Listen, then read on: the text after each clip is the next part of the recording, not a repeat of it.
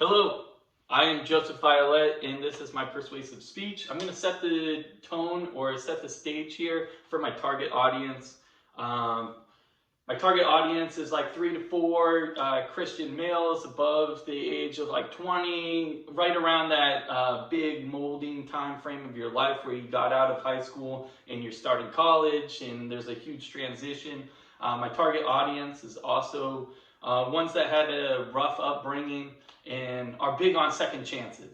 Now that I've set the stage here, I'll go ahead and begin my persuasive speech on capital punishment. I am Joseph Violet, and this is my speech on capital punishment. Lethal injections, electrocution, gas chambers, hanging, firing squad, these are all approved executions in the United States of America, according to the Death Penalty Information Center. I couldn't imagine going that way, could you? Depending on the states in which you're residing in, or there was an action that occurred there and you were convicted, can you go ahead and pull up that? Oh, perfect. All of those dark states are approved capital punishment states in which they can send you on death row and execute you depending on your crimes. Taking the life of somebody goes against our God-valued qualities of love, forgiveness, redemption. Our faith calls us to show compassion and seek alternative measures to prioritize rehabilitation and restoration in hopes of finding salvation. According to the usimmigration.org, the United States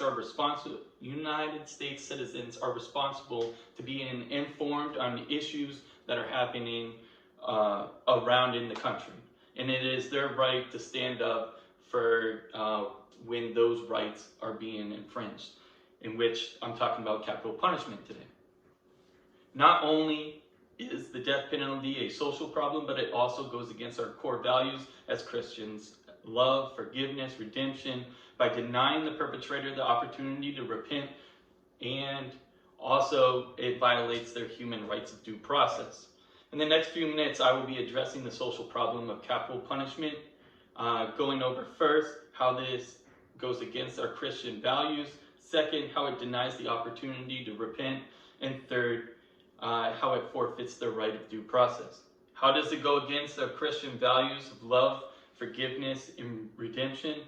First, forgiveness. Our choices do have an impact, and we carry responsibility for them, but God is the one, through our good and bad decisions, has control.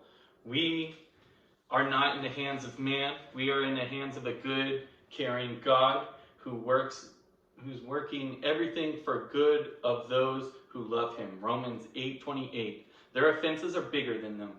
Why are we limiting or defining them of their sinful wrongdoings? Number 2, love. You should love your neighbor as you love yourself.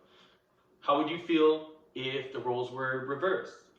Oftentimes, I'm going to kind of hit this later on in the speech, but 4% of convictions are improper. They're not right. They're not correct, or like there is alternative things that are also happening, and you would want that opportunity to like explain your story and have a good due process and everything like that.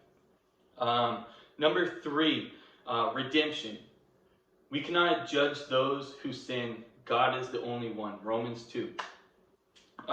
Give them the tools to repent, and on Judgment Day, God will be the one to decide their fate.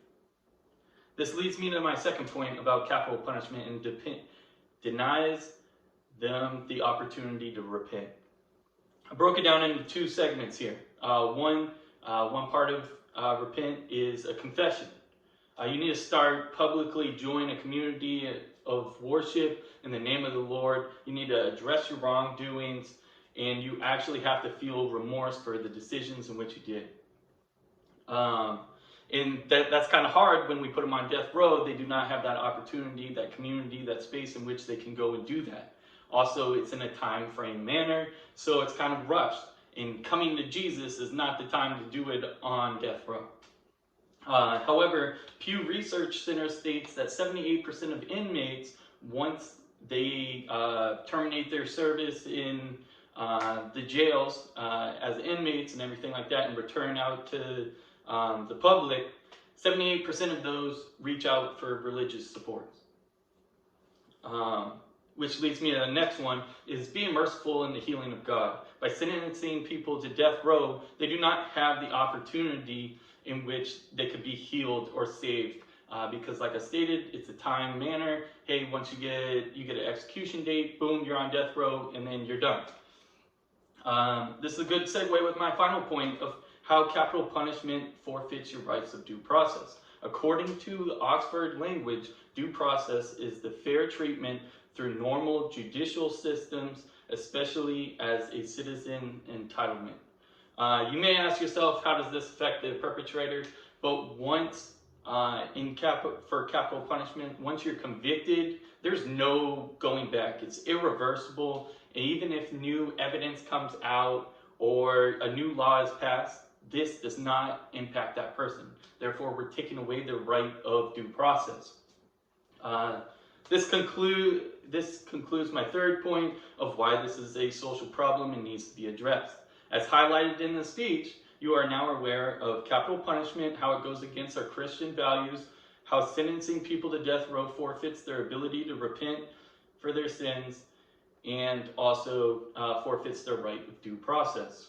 I just want to leave you with one little last nugget here. 4.1 of convictions since 1973 have been wrongfully convicted. Let's fix this social problem by returning our neighbors their rights. This concludes my speech. Thank you for your time and have a blessed day.